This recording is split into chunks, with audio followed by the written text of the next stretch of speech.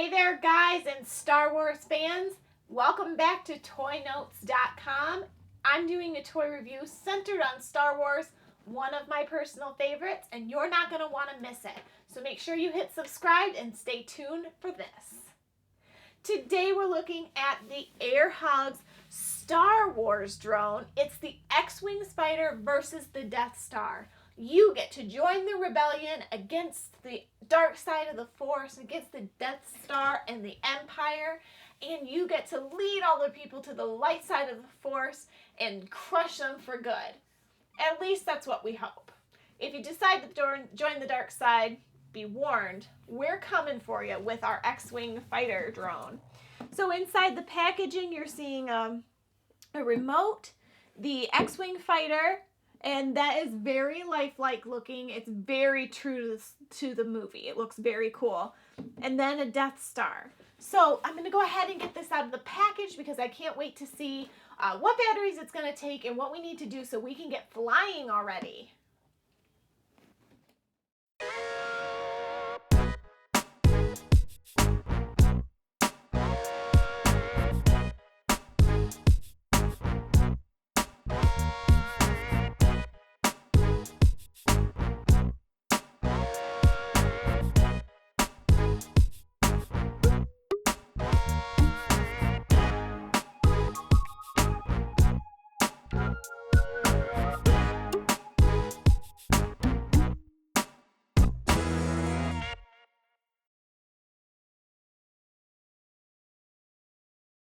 Okay, so it's playtime now with the Hogs Star Wars edition of the X-Wing Fighter and the Death Star.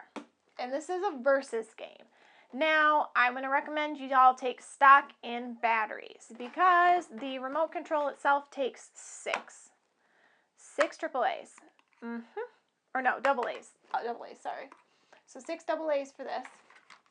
Plus, you have to, it's a very strange way to charge.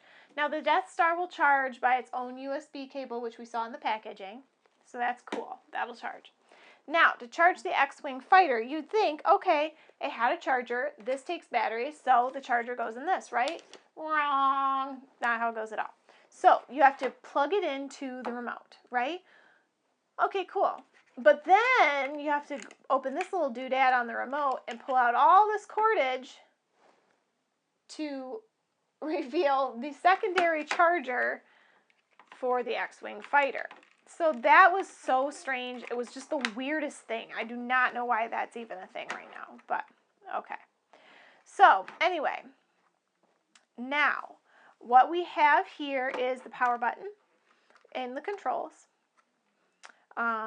You've got, this is when it's charging, several other control buttons here, volume control for the shooting mechanism, and then this up here is going to light up when you press the bumper pads for firing. Now, you don't really control the Death Star too much. It has propellers in it, which you guys can see there, and it kind of hovers on its own. Now, the idea is you fly the X-Wing fighter. You're part of the resistance, and it flies. And when you've got it near the Death Star, you hit your bumper pads, go pew, pew, pew, pew, pew. There's a light up here. And your idea is you want to hit the Death Star before it hits you and knocks you out of the sky.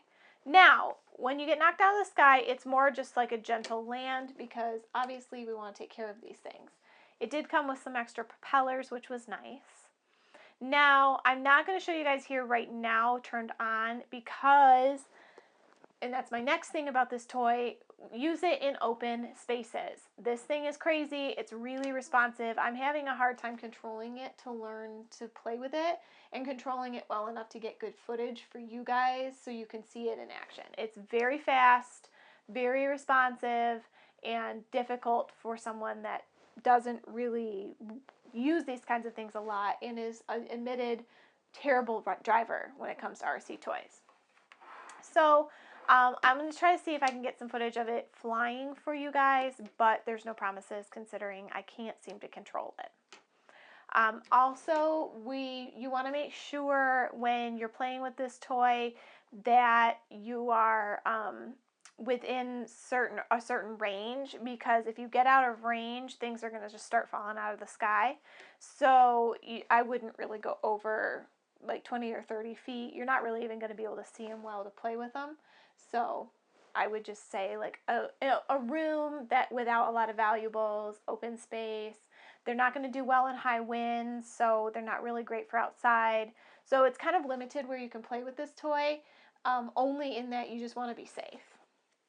So guys, let's go to some final notes I have on the Air Hogs Star Wars X-Wing Fighter versus the Death Star. Okay, so just a few final notes before I sign off for the day, guys.